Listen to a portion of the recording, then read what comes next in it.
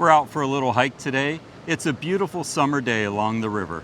We decided to stop and answer some more viewer questions. All right, so first up is the question, what are some of the best decisions that we've made with regard to full-time RV living? And I guess one really good one, it might seem kind of simple and obvious, but that we wouldn't be so rigid with our plans that we would miss out on doing some of the things that we'd like to do. You know, in our former way of living in a house, we would probably just be pressed for time and just stick to the plan and just say, well, maybe next year we'll do it a different way. But for example, we were heading up the California coast and the Oregon coast, and about midway through, we were just having so much fun and wanted to continue on.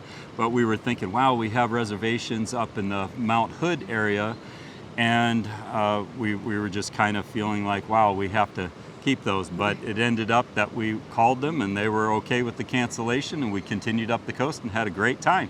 Yeah. Another thing that we're really happy with is the fact that we decided to go with a larger fifth wheel for our RV. We tend to like to travel to a location and stay there for a long period of time and just explore the area, satellite from there. So having a larger RV that really feels like a home was a really good decision for us. And that's a tough decision for a lot of people, is what type of RV to get. So for us, the larger RV worked out really well. Yeah, I agree. And just if we were on the road continuously, maybe we'd go with something smaller, meaning if we were every 3 days we were picking up and changing locations, then we'd probably want something smaller and easier.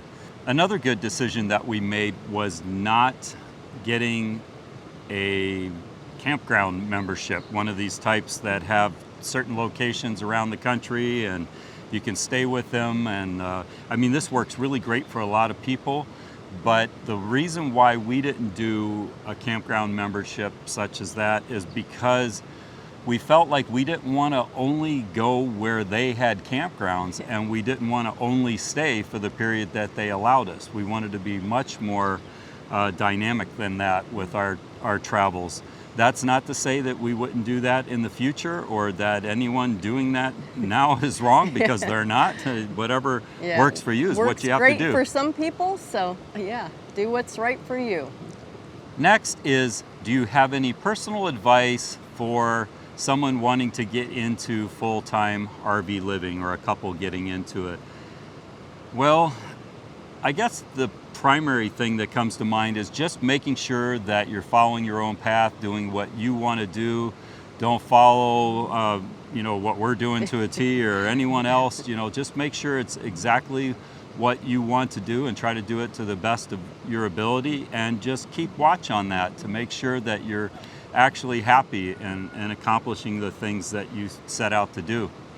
Yeah, a thing that I always advise people that may seem obvious, but it's, don't rely on RV parks and campgrounds for your Wi-Fi. Especially if you work remotely or are doing some kind of remote schooling or anything like that.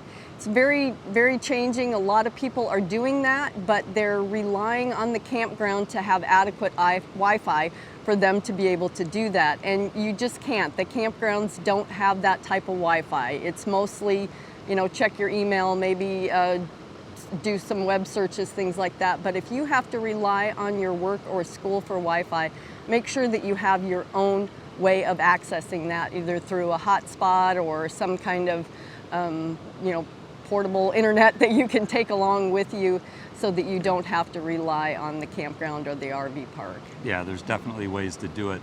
Another thing that I would say by way of advice is to just manage and care for your interpersonal relationship very well if you're traveling with someone. Like Susan and I are in a confined space and we're together pretty much all the time. We know how to give each other space and time, and respect each other.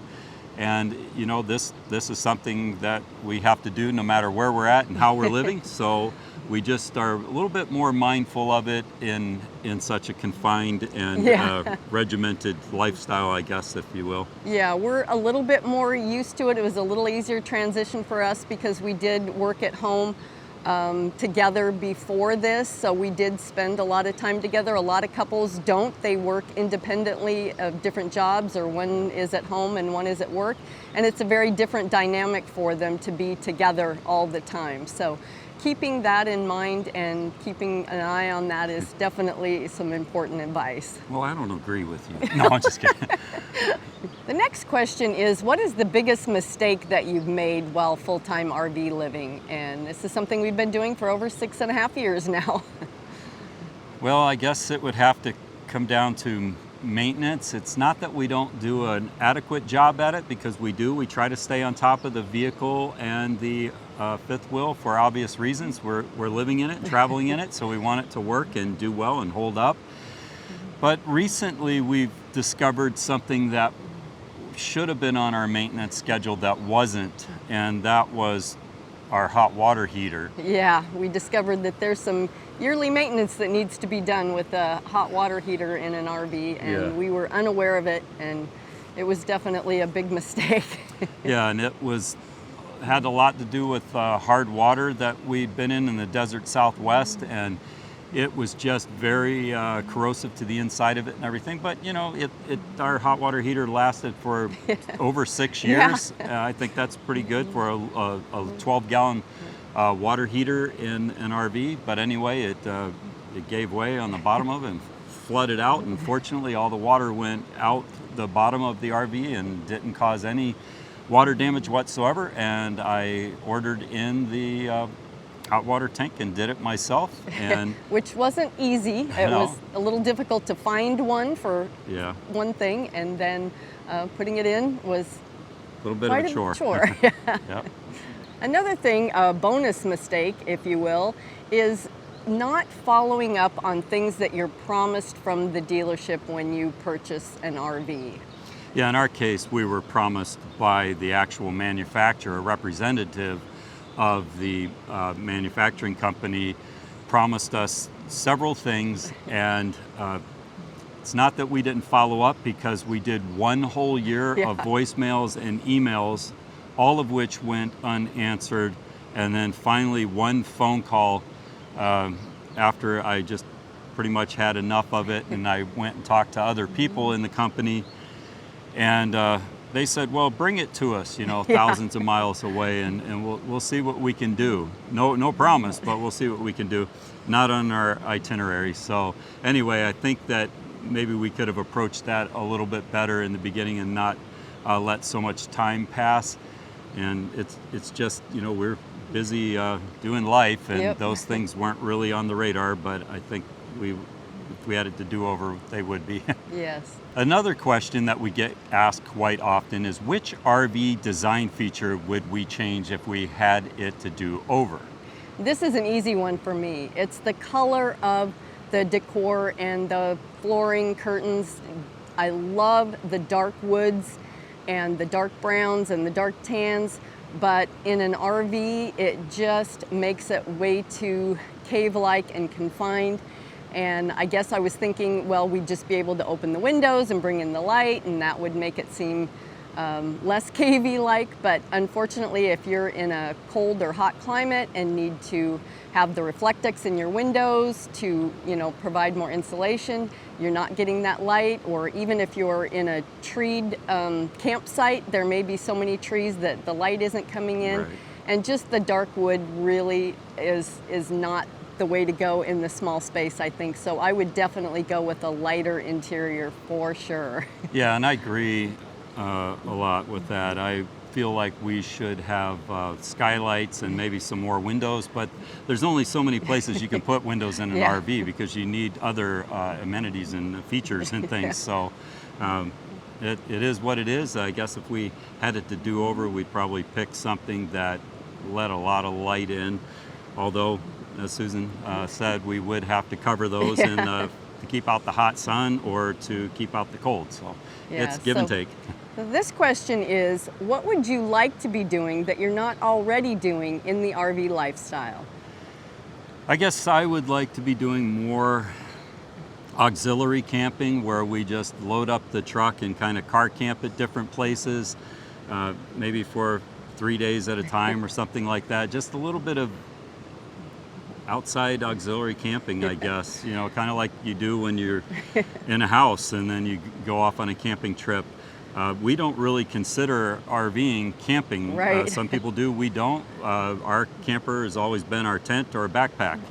So I guess I would love to be doing more auxiliary type camping. Yeah, and you know, ideally working less and being more financially independent to allow us to do more of that type of stuff would be something that we would like to be doing.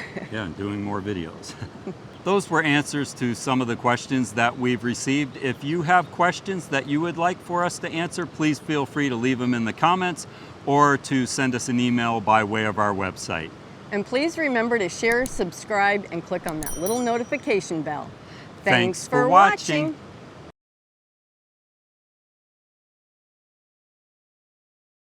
Okay, so now I've got a question for you. Which type of videos would you most like to see us make? Vlogs where we take you with us throughout the course of our day, RV and travel tips and subjects like that, or gear reviews, or anything else you can think of? Just let us know in the comments.